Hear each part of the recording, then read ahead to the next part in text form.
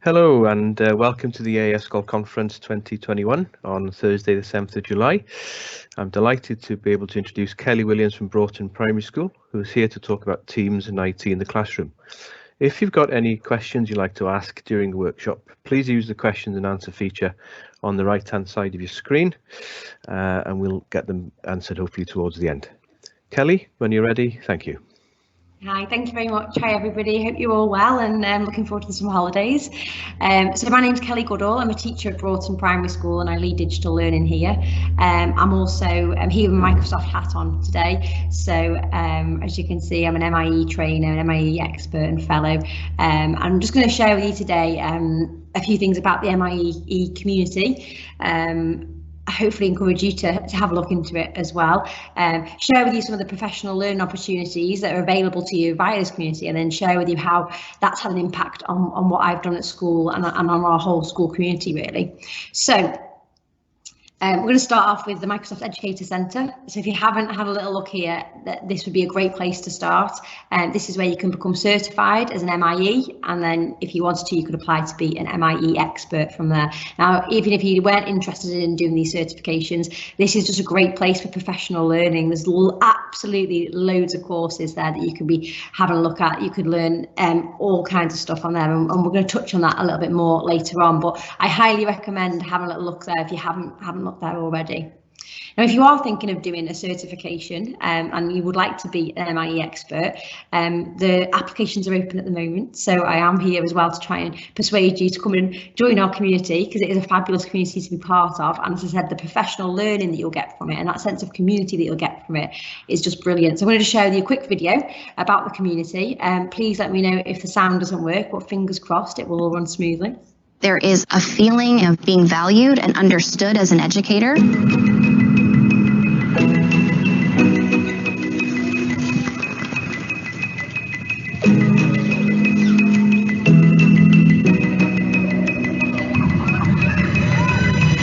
My vision of education is us learning together. It's the idea that each day we come, whether you're in the nicest place or the hardest place. My students benefit from whatever I learn on the global platform.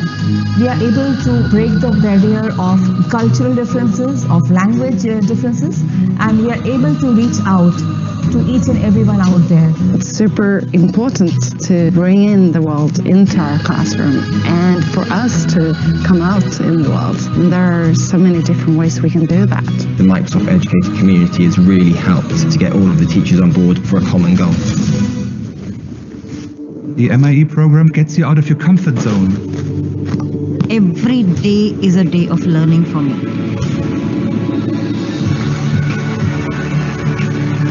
Friends for long, and finally today I got to meet you face to face. That's right. This is amazing.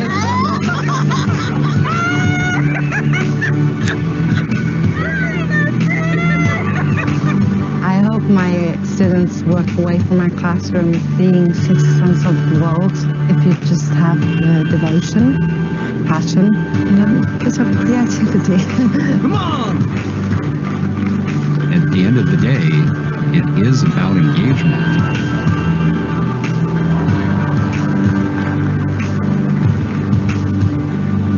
I mean, there are endless possibilities. So being a part of that community, if it's something you're interested in, please get in touch with me after this webinar and I'll give you some more information, or obviously just Google it as well. But if I just move on to the next slide, just from my experience of being an MIE, I've had some amazing experiences. I've been to BET, I've presented there, the Flipgrid team have been to school, I met the children in my class. They've done assemblies here, and you can see there I've actually even had the chance to go to Singapore as well as being MIEs, and that was just an unreal experience, and met educators from all around the world, learnt lots about different cultures and different education systems, and they're just like a handful of things. On top of that, you also get monthly connection calls, you got access to Teams, so no question's a stupid question. If you've got a question or something's not working in your class that day, you can quickly type that into the Teams chat and somebody will be there to help you as well. So it is a great community. So we're going to go on now to inclusive classrooms. Now, so this is something that I'm really passionate about and something that has kind of come to life because of the MIE community. After hearing somebody talk about accessibility and the Microsoft Learning tools, I decided to have a little look into it a bit more myself. One of the children that I teach had been assessed as dyslexic, and I thought, do you know what, I need to upskill myself a little bit more. It's been a few years since I've had any kind of training on it. So I went to the Microsoft Educator Centre and I had a little look at this course here. Brilliant course. Since it takes an hour, I'd say it takes more like 40 minutes, but loads of useful videos on there that really got me thinking about how can I support that child and how can I support the other children in my class to make learning accessible for all. So from there, I was introduced to a tool called Immersive Reader. Now, if you've not heard of Immersive Reader, I'm going to tell you a little bit more about it now. But basically, it's a reading tool, which doesn't sound that exciting, but it's probably the most powerful thing that I've used in class. It's available through all of the Microsoft tools, and you can see here just some of the things it can help with. And it's available through Teams, which is, I know lots of people that are watching now are using Teams, and also all the other Microsoft tools like Word, like Edge, like OneNote, and even our Outlook as well. So I'm just going to come out of this presentation and just show you Immersive Reader. So I've just literally copied just any old text that I found online here. And so you could imagine that this is something that a child has you know, piece of text that a child has typed out. Then, so normally it would like that, we'd be on home. So I'm just up here now in the ribbon up here. If I go to view, and it's always view, if you remember that it's always view, you won't go far wrong. And we click Immersive Reader. So you might have seen this icon before and probably thought nothing of it. But what happens when I click this is that we can open up and you can see it looks completely different. So we've got some options. We can press play and we can just hear it back. Cloudy days are rare in the Thin.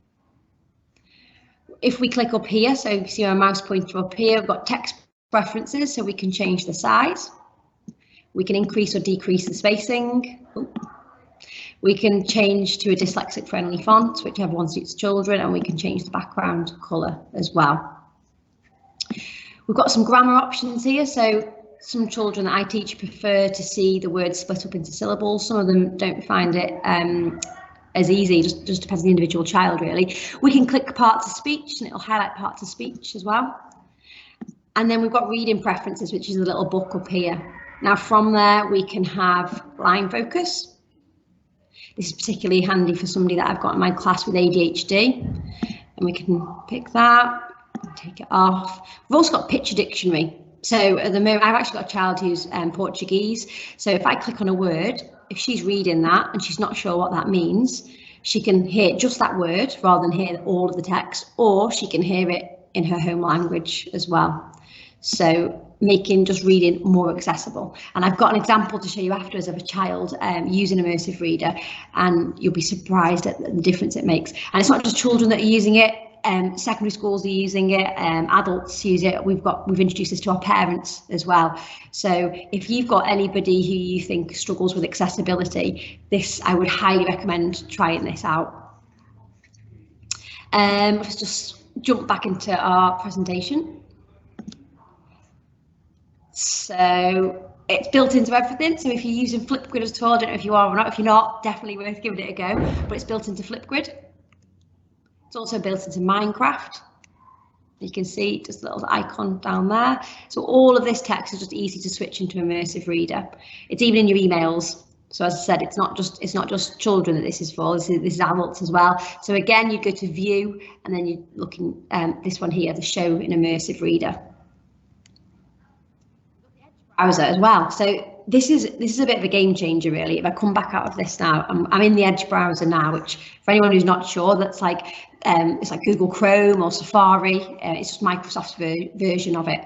So if I go into, let's pretend that children have been doing some fact-finding research about the Romans. Now for some children that page there wouldn't be accessible to them. They'd really struggle to read that, whether it be because they can't, they struggle with the font or the background colour, or maybe it's young children and their reading is not that great. But what we can do is a lot of things in Edge, a lot of the websites in Edge will have up here in the URL bar a little Immersive Reader sign. So we can click that and it takes away all the other stuff and just has the main body of the text there. And then they can pick, they can have it read aloud to them, and you've got all the same preferences that you had before. If you go to a web page that hasn't got the Immersive Reader icon in it, like this one here, it's still accessible. They can still highlight text, and then from there we can right click and we can still open that in Immersive Reader there. So just not as easy, but still makes it accessible to everybody. And as I said, this has been like a real game changer for the learners in my class. Not all of them, some of them can research and navigate the internet quite well, but some of them do need that little bit of extra help, and it just makes them independent. It's great for their self-esteem as well, because they can still do the work. And then I'm going to show you now a clip just so you can see this in action, really. So this child in this video, let's just press. Oh, if this child in this video came to me and people said, "Oh, he's really poor at reading," and to me there was a bit of a mismatch between, because verbally he was very good, but his written work and his reading work was quite poor. So after doing that dyslexia course, I just started exploring these tools, really, and you'll see here is the first time he read this text and the first time that he used Immersive Reader, and just have a little look at the difference. Once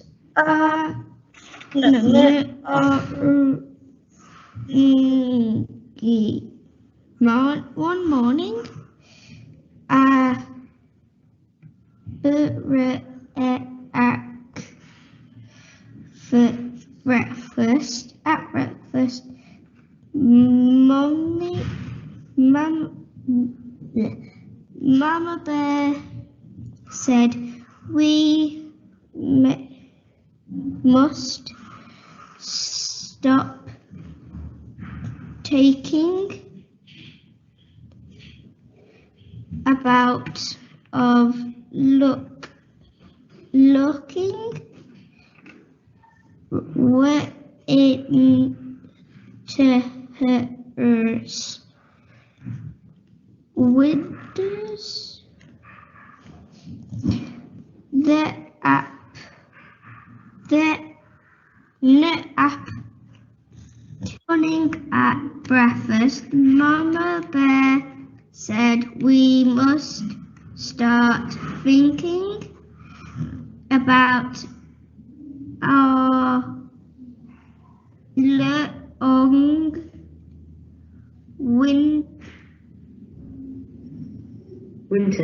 winter's nap.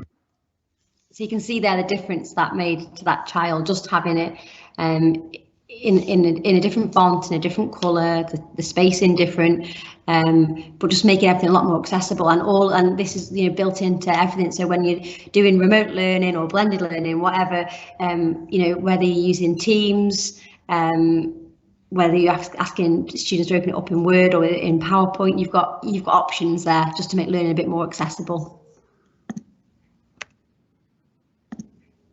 And then that's all that what you just saw then, getting a text into Immersive Reader. So it's fine when it's already something that's online or something that's available already on a Word document. But if it's something that's actually a text, maybe it's a poster or maybe it's a book like you just saw then, this app is a free app and it's an absolute lifesaver. It's called Office Lens. So you just go into the Play Store or the Apple Store, whatever you use, and just search Microsoft Office Lens. You scan it, and then, although it's not come up in this, just below PowerPoint, it says Immersive Reader, and they can click Open Immersive Reader, and it pops up.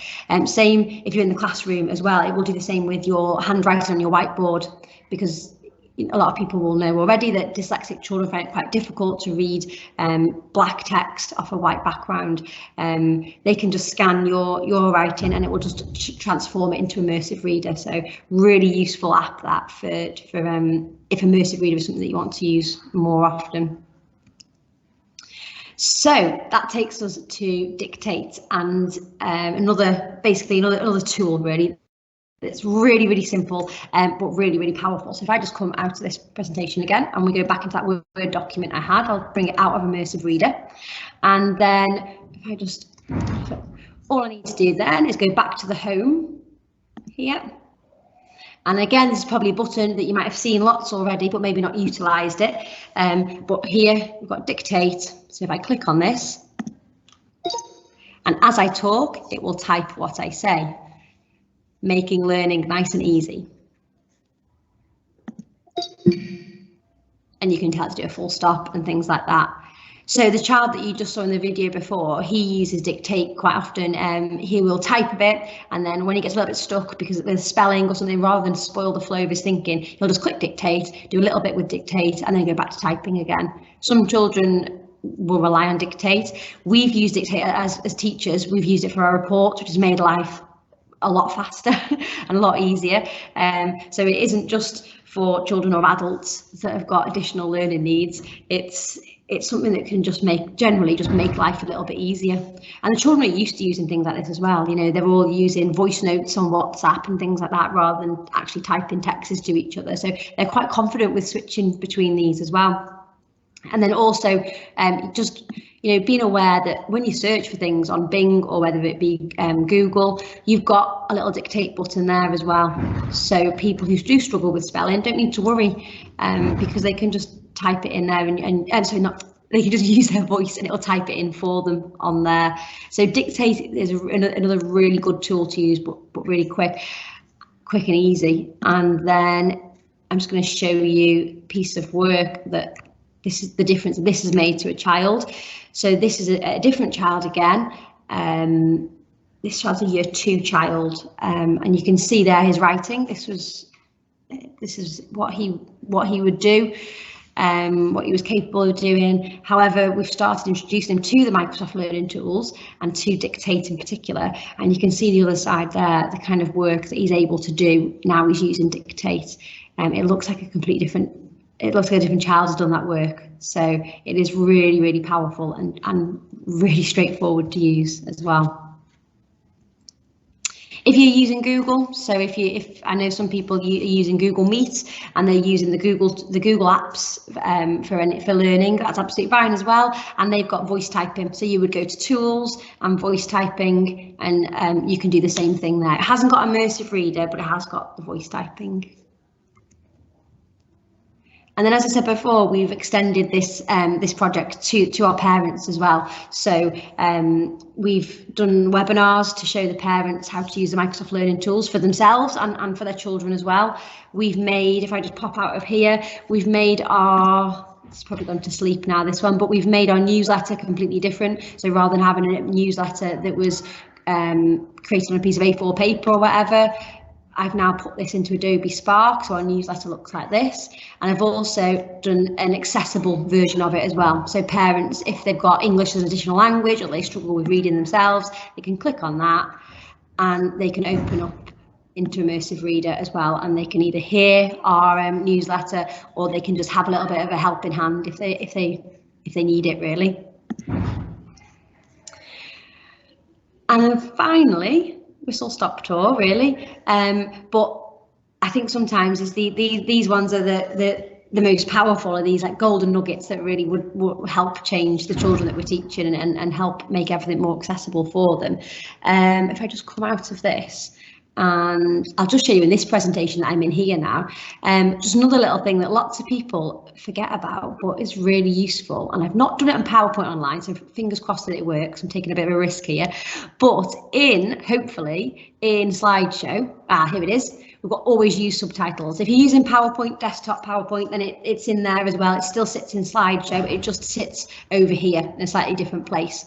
But if we click the subtitles, the little arrow there, we can actually pick which language we want. So if my spoken language is English UK, and then I can have my subtitle language.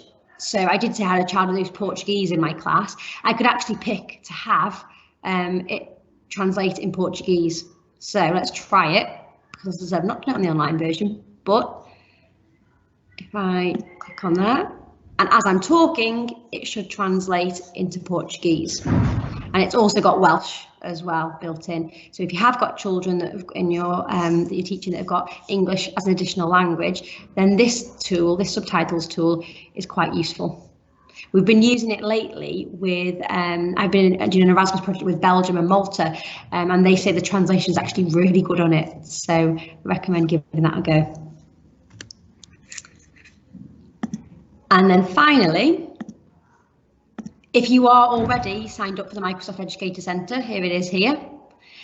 Feel free to put in, just click on redeem achievement code, which you can see there. Let me just go back to full screen. Still got my subtitles on. And then you can click redeem code there. And if you want to put in that code, that just means that you will get some recognition for this training session here. And if you'd like to know a little bit more, feel free to obviously email me. There's an email address, or contact me via Twitter. And I've also made a wakelet there, and I've just put some resources together. So if you've forgotten where you'd find Immersive Reader or where you'd find Dictate, if you just scan that QR code or use that URL, all the information that I've talked about today is all in one place for you. And that's Microsoft Learning Tools. Thank you, everybody.